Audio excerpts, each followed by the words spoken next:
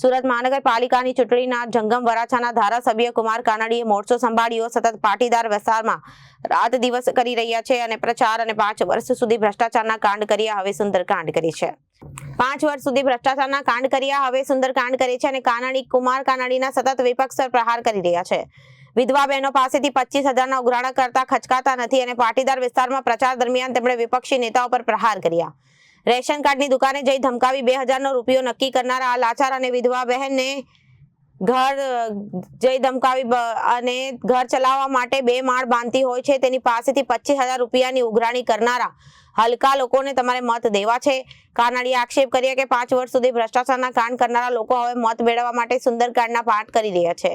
કાનાડીએ કટાક્ષના કસૂરમાં કહ્યું કે લોકોએ 5 વર્ષ સુધી સત્તામાં રહીને માત્ર ભ્રષ્ટાચારના કાંડ જ કર્યા।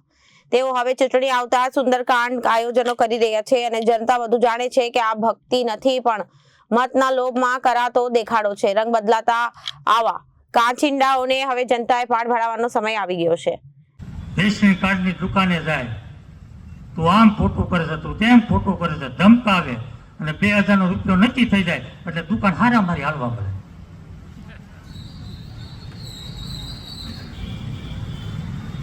અરે કોઈ બેન વિધવા થઈ હોય,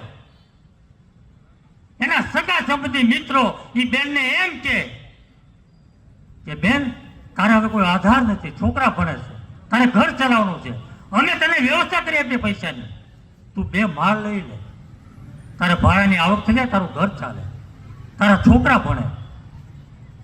અને બેન 2 માળ લેતી હોય ને નથી 25,000 રૂપિયાની ઉઘરાણી કરી આવે, આવા હલકા લોકોને તમારે મત દેવા છે, આવા લોકોને તમારે ચૂંટણી મોકલવા છે। 5 વર્ષ સુધી ભ્રષ્ટાચારના કાંડ કર્યા, હવે મત જોતા છે મારા દીકરા સુંદર કાંડ કરે છે।